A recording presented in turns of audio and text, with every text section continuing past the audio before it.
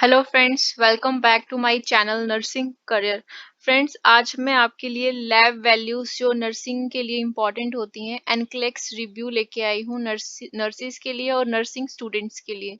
So I hope आपके लिए ये लैब वैल्यूज इम्पोर्टेंट हो। So now let's start.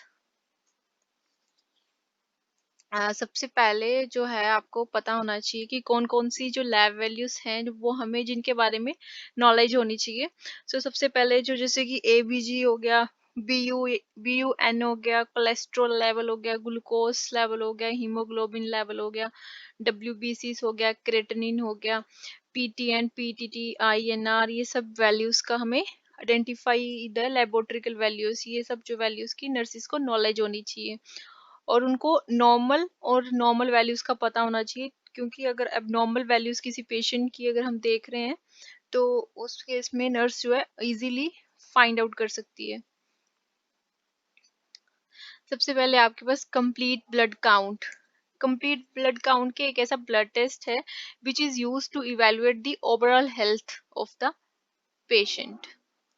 जैसे काफी सारे वाइड रेंज ऑफ डिसऑर्डर्स होते हैं, लाइक एनीमिया हो गया, इन्फेक्शन हो गया, लुकीमिया हो गया, ये सारे हम जो है ब्लड टेस्ट से जो चेक कर सकते हैं।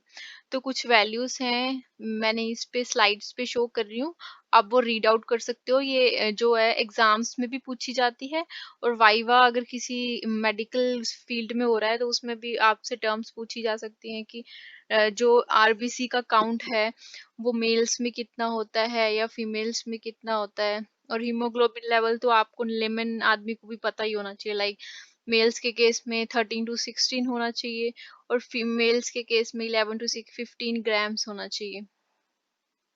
देन है आपके पास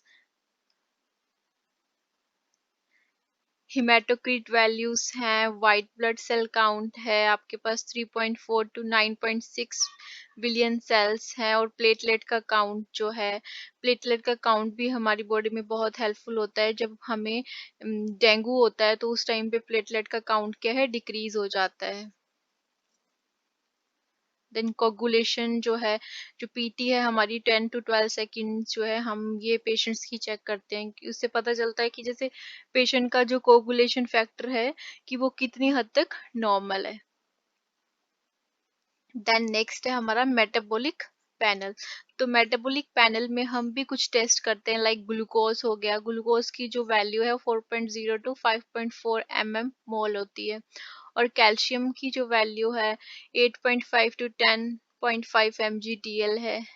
ऐसे मैंने 5-6 जो है मेटाबॉलिक जो जैसे एल्बुमिन हो गया, मैग्नीशियम हो गया, फॉस्फोरस हो गया, पोटेशियम हो गया, तो इन सब की वैल्यूज लिखी हैं, आप इन सबको रीड आउट कर सकते हैं।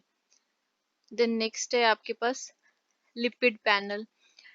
लिपिड पैनल में भी कोलेस्ट्रॉल का लेवल जो है कितना होना चाहिए, नॉर्मल में 200 से लेस देन होना चाहिए। ठीक है। देन उसके बाद एबीजी की वैल्यू जो है आपके लिए बहुत इंपॉर्टेंट होती है।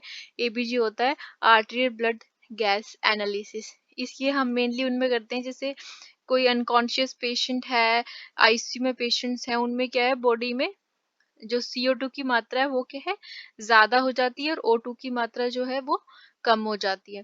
तो इस टेस्ट के थ्रू हम ये चेक कर लेते हैं। एबीजी मेनली अनकॉन्शियस पेशेंट्स का और आईसीयू पेशेंट और एचडीयू पेशेंट्स पे होता है, और इनमें हम मेनली ये चेक करते हैं कि जो बॉडी के अंदर जितनी नीड होती है, जैसे इसमें बताया गया कि पीएच जो है हमारी बॉडी का होना चाहिए 7.35 to 7.45 ब्लड का, तो PCO2 45 to 35 ही होना चाहिए।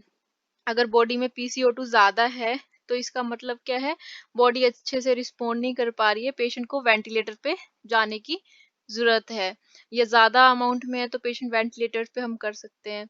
तो ये एबीजी जो है, एबीजी से हम बॉडी की ऑक्सीजन की सेचुरेशन चेक भी करते हैं कि कितनी ब्लड में ऑक्सीजन और कार्बन डाइऑक्साइड की वैल्यू है।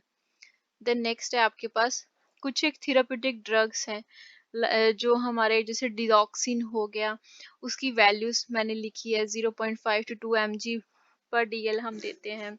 कार्बामिजपिन हो गया 4 to 10 mg/dl देते हैं। डिलाटिन हो गया 10 to 20 mg/dl।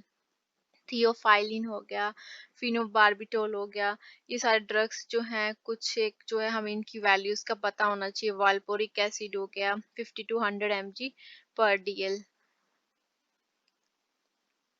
ठीक है गाइस, तो अगर आपको मेरी वीडियो लैब वैल्यूज अच्छी लगी हैं तो like share and comment. Thank you.